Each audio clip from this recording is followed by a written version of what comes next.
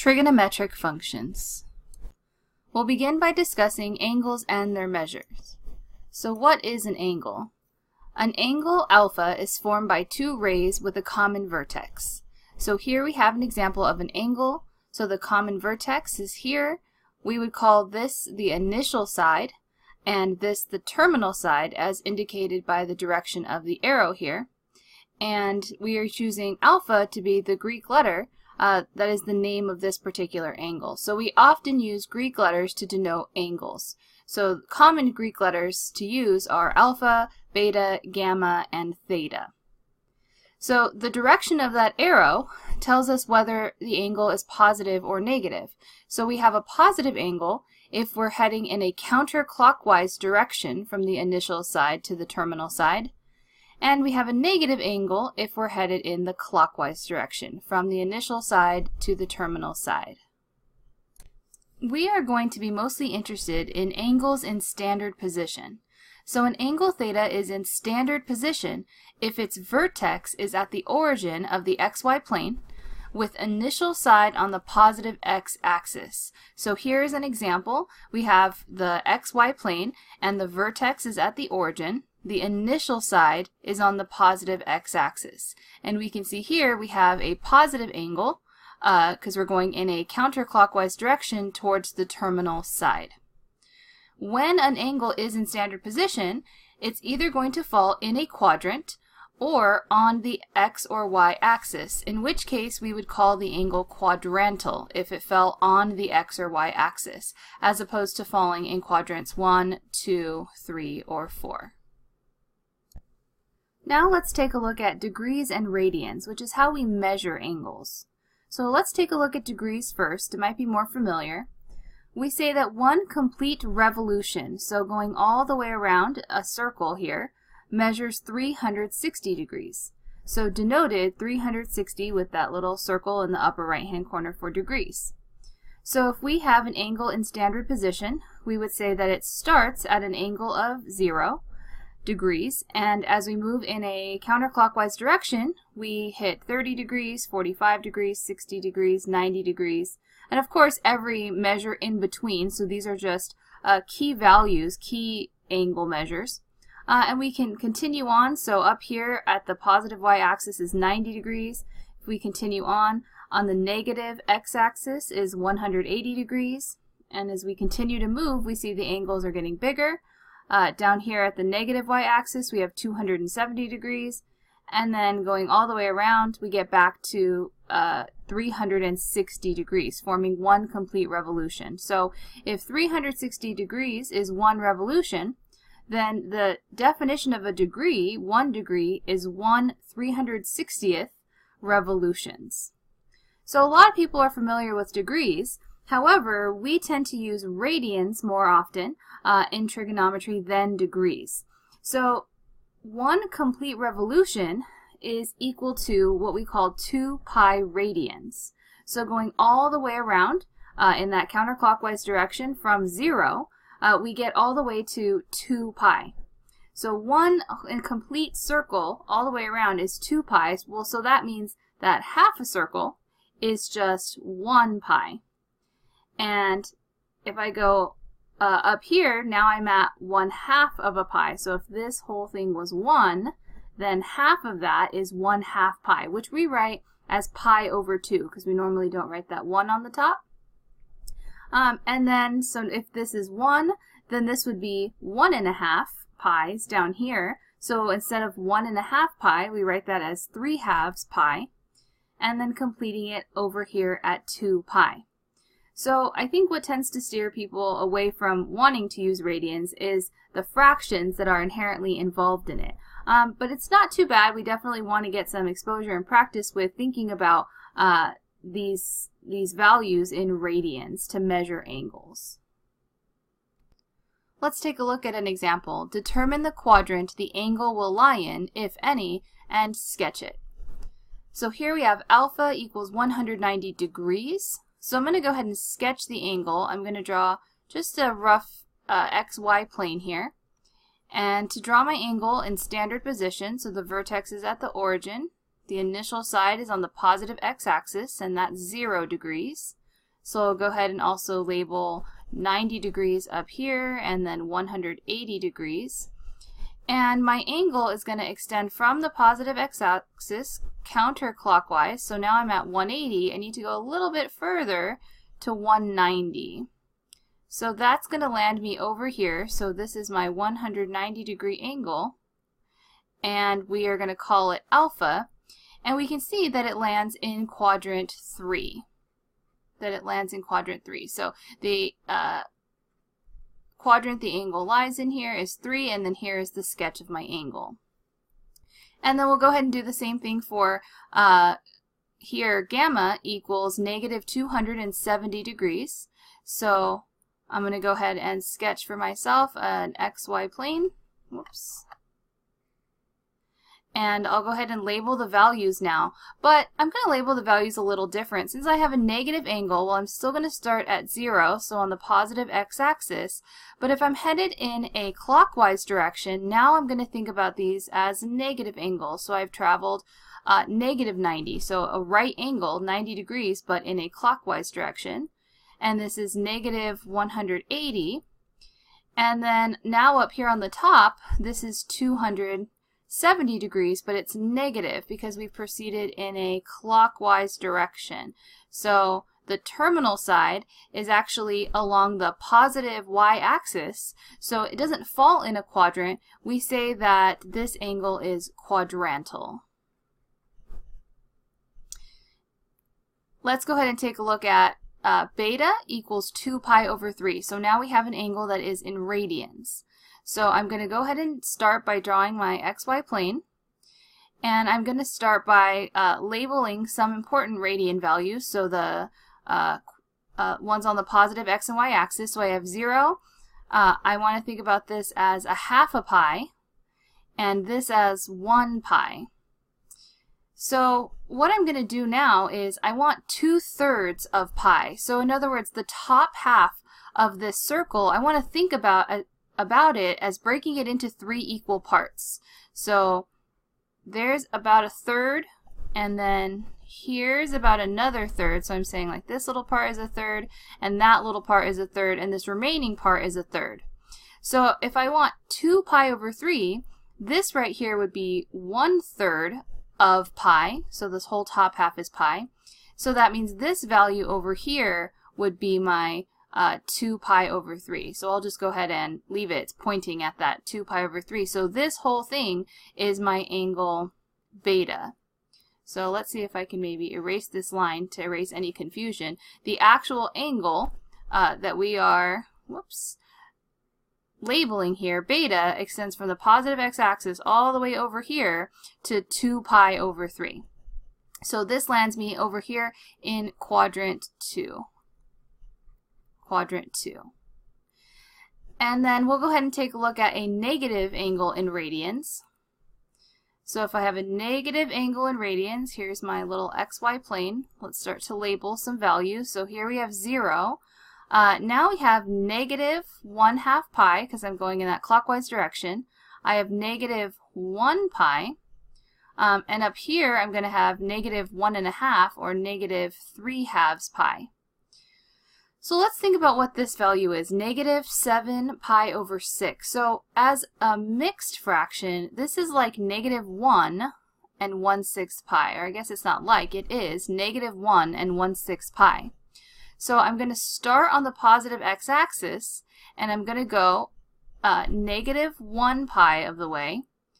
And then I'm going to go an additional 1/6 of the way. So I'm about to erase these lines, but I'm thinking about breaking up this other side into 6 equal parts. So I'm going to draw the lines to kind of show it. So this is 1, 2, 3, 4, 5, 6 equal parts. So I've gone negative 1 and then 1/6 of the way. So in other words, I'm going to stop right here. This is negative 7 pi over 6.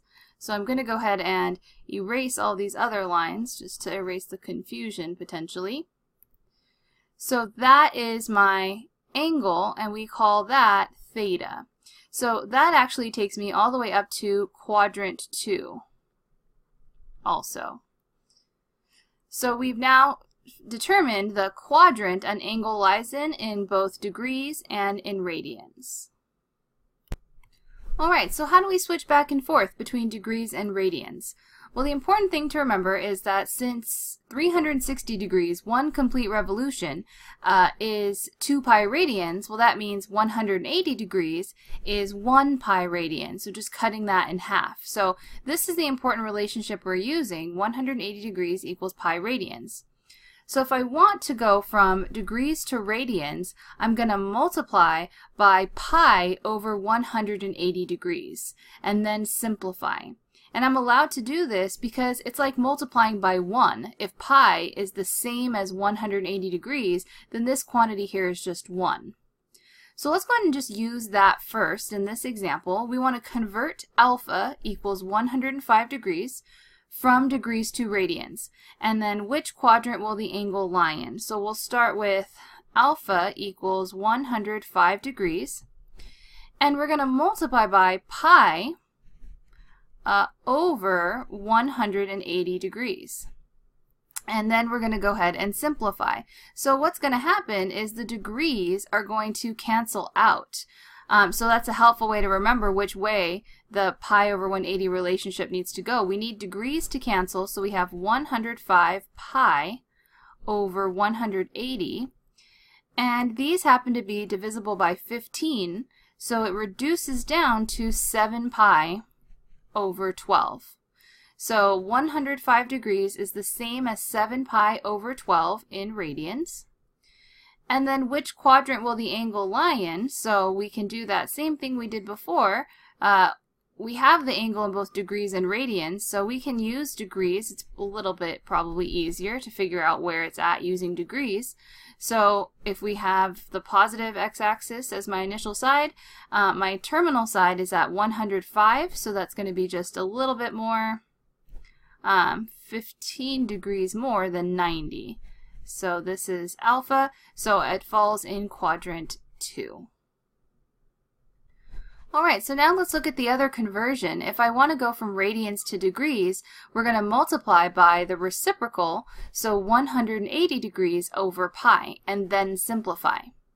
So in this example, let's convert gamma equals 2 pi over 3 to degrees by multiplying by 180 degrees over pi. So we can see that we're going to be left with degrees in our answer. So here the pi's are actually going to cancel out, and we get 2 times 180, so we'd get 360 degrees over 3, which simplifies to 120 degrees. So 2 pi over 3 is 120 degrees. And then if we want to find out which quadrant we're in, we can draw our quick sketch. Again, we can use degrees. It's definitely probably the simpler option, right? We have 0, we have 90, we have 180. So if we sketch this, we're going to end up over here. And this is called gamma. So it leaves us in quadrant 2. Now let's move on and talk about arc length and the area of a sector. So let's go and take a look at these two images. If I have a central angle, so it's not an angle in standard position, but one where the vertex is at the center of a circle. So if I have a central angle, then I can find the length of the arc that that angle intercepts in the circle. So in this case, that would be this variable s. I can find the length of the arc using the formula s equals r times theta. And theta has to be in radians. So r is going to be the radius of the circle, and then theta is the angle measurement of the central angle in radians. So I can find this arc length here. Also, I can find the area of a sector, so the area of now this region, if I have the radius and the central angle using a different formula. So the area is 1/2 the radius squared, again times the angle, but the angle has to be in radians. So we're going to go ahead and use these formulas here in this example where we're asked to find both the arc length and the area of a sector given r equals 5 feet, so that's the radius of my circle, and given theta equals pi over 3. So I have an angle in radians, so I don't have to do any converting. Because note, theta must be in radians. So if we're going to find the arc length, so let's go ahead and find arc length first. The formula is S equals r theta. Well, r was 5 feet, and theta is pi over 3. So we can see that the arc length is going to be 5 pi over 3 with the unit of feet, because it's a length. So it's the length, again, of this arc right here. So it's a linear measurement. So this is my answer for arc length. And then I also want to find the area of the sector. So for the area, we're going to use the formula A equals 1/2 r squared theta. So 1/2. R was 5 feet, and I'm going to include the units in there, so 5 feet squared, and then theta is pi over 3. Just so that I remember, so let's see, we're going to have 5 squared is 25, and then 2 times 3 in the denominator is going to give us 25 over 6. I also have a pi, so I'm allowed to put the pi in the numerator or keep it off to the side. It doesn't go in the denominator, but it's either on the side or in the numerator. And then my units would be feet squared. So both the 5 gets squared and feet gets squared. So again, if we think about this, this is area, right? So the unit should be units squared. So my answer is 25 over 6 pi, or again, 25 pi over 6 feet squared. Let's move on and talk about the unit circle. So the unit circle is a circle with center 0, 0 and radius 1. So we can see that it is centered at the origin here, and the radius all the way around is 1 unit, so the unit circle. And we're going to define the 6 trigonometric functions of t which involve this unit circle. So let t be a real number and x, y a point on the unit circle that corresponds to t. So what we're saying is that t is a real number. Specifically, it's an arc length. So it is an arc length that corresponds to the point xy where that arc length ends. So there's a relationship between t and that point xy, and we are going to define the 6 trigonometric functions using that relationship. So we're going to say that sine of t, so sine of that arc length t is equal to the y variable. Cosine of t, we're going to say, is the x variable. And tangent of t is equal to y over x. And then this is cosecant t is 1 over y, secant t is 1 over x, and cosine t is x over y. So we're saying that based on this particular arc length, that corresponds to this specific coordinate point. And so if we're asked sine of that specific length or real number t, sine is going to be read off the corresponding y value. So this is the formal definition of the trigonometric functions when we talk about t being this arc length here, this real number. Before we move on, I want to make sure we have the vocabulary and notation down, because sometimes I hear some really awkward pronunciations of these trig functions. So I'm going to go ahead and just read these aloud as they're spelled here. So again, this is sine x, cosine x, tangent x, and then this is cosecant x, secant x, and cotangent x. So it's also important to know that these trig functions, they don't make sense without a variable. So in other words, don't write sin, right? It's a sin to write sin. We shouldn't be writing this without a variable behind it. So it could be the variable x, or it could be the variable theta. But in any case, and later on you're going to be tempted to do so when we have to write it out often in a proof or something along those lines, but you cannot ever write a trig function without a corresponding variable. Alright, let's take a look at this example. If negative radical 5 over 3, comma 2/3 is the point on the unit circle that corresponds to that arc length t, find the exact values of the 6 trigonometric functions of t. So in other words, this is our x value and this is our y value. So we want sine of t. Well, sine of t was the y value, so 2/3. We want cosine of t, that's the x value, so negative radical 5/3. And then tangent t was y over x. So it's going to be 2/3 over negative square root of 5/3. It's a negative. So we would write this as 2/3 times negative 3 over radical 5, so multiplying by the reciprocal. The 3's would cancel and we have negative 2 over the square root of 5. Or if we want to rationalize the denominator, it's negative 2 rad 5 over 5. And then we also want cosecant of t. Well, cosecant was 1 over y, or 1 over 2/3.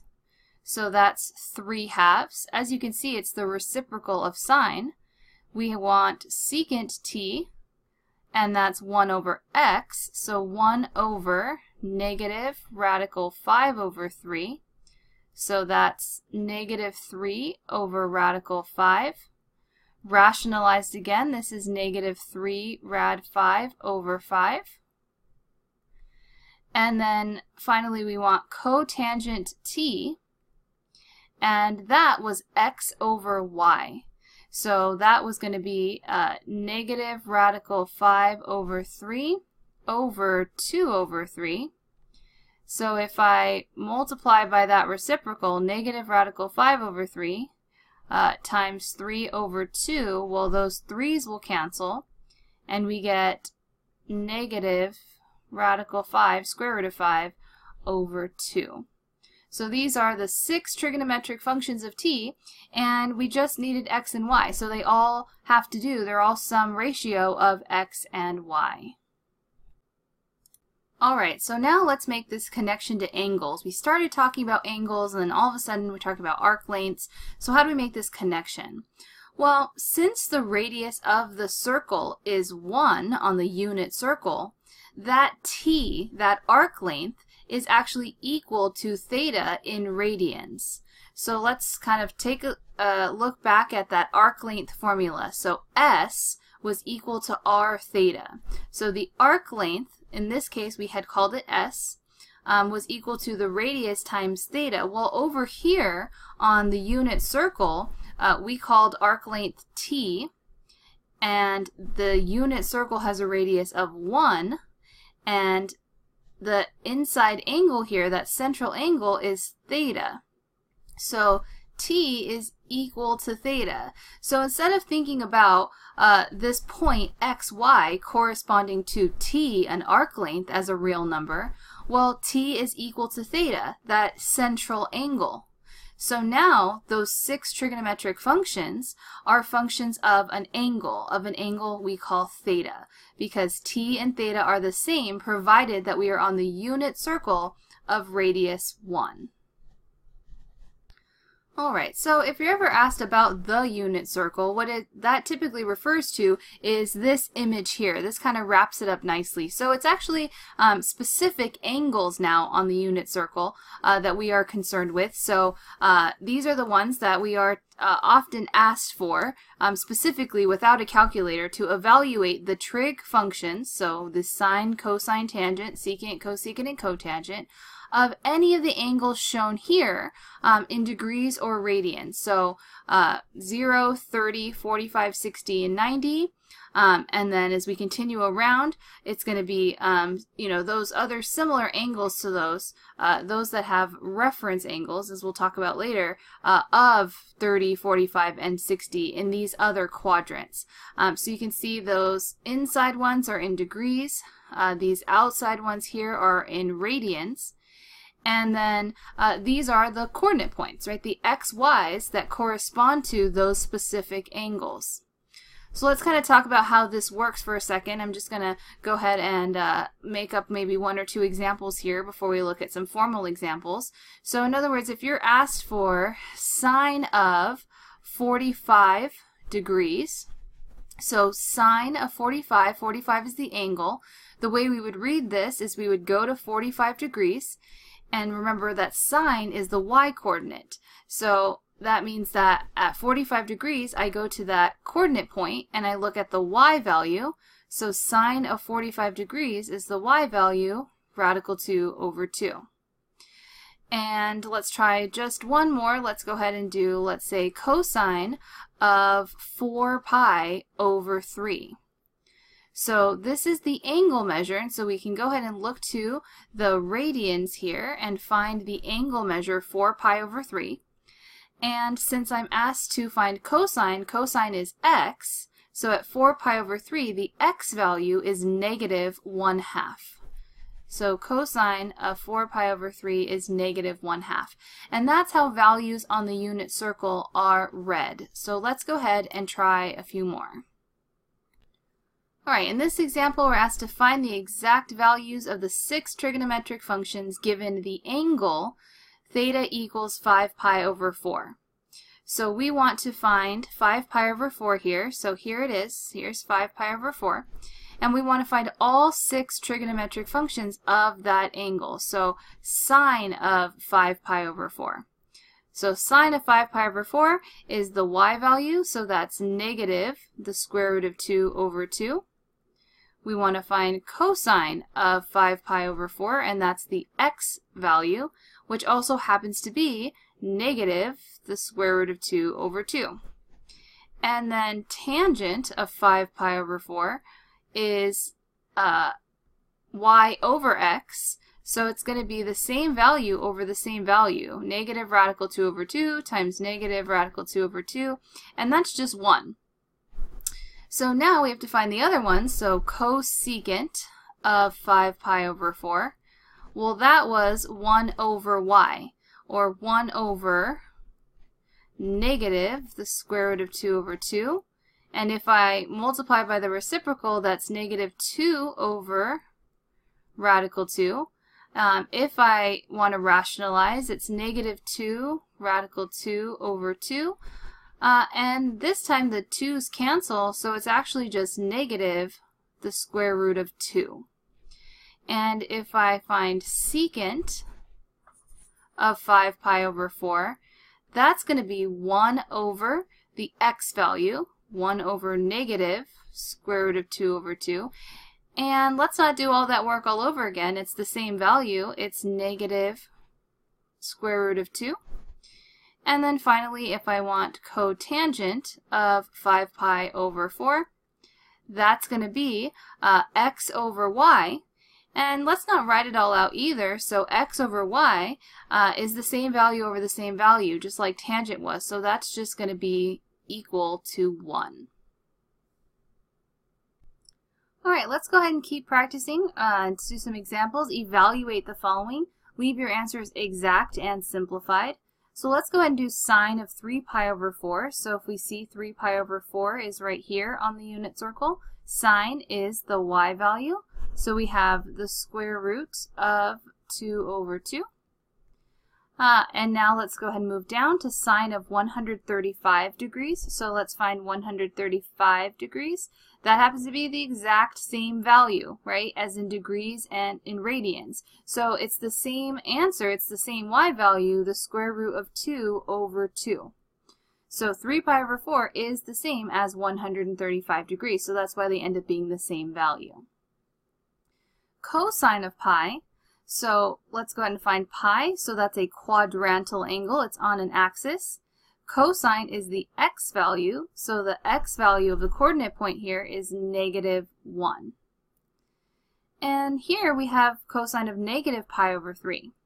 Well, negative pi isn't on this unit circle because this is all positive angles, so that means we have to use our knowledge of angles that are negative and that they go in a clockwise direction. So even though negative pi over 3 isn't explicitly on here, we have to find it ourselves. So it turns out that if I go in a clockwise direction 1/3 of the way, that's actually the same as 5 pi over 3. So 5 pi over 3 is the same as angle as negative pi over 3. They are what's called coterminal angles. So in other words, I'm looking for the x value there, and that x value is 1/2. So we may have to evaluate values on the unit circle that aren't explicitly there. We have to find them by applying our knowledge of counterclockwise and clockwise angles and potentially going around the unit circle more than one rotation. And just two more examples. So tangent now of pi over 4. So we go to pi over 4. And tangent is the ratio of y over x. So it happens to be that same value over the same value again, which simplifies to just 1. And then we'll also just do another negative angle to make sure we get the hang of that. So negative 2 pi over 3. So we're going in that clockwise direction. So we're going 1/3 of the way, and then another 1/3 of the way. So that is negative 2/3, which is the same as 4 pi over 3 as a positive angle. So 4 pi over 3 is equivalent to negative 2 pi over 3. So I'm looking at these coordinate points, this x and this y. So tangent is going to be, again, y over x, so negative the square root of 3 over 2, over negative 1/2. So if I multiply by the reciprocal here, the negatives are going to cancel. That's 1. Oops. So the negatives are going to cancel, as are the 2's, and so we end up with just the square root of 3 as my answer.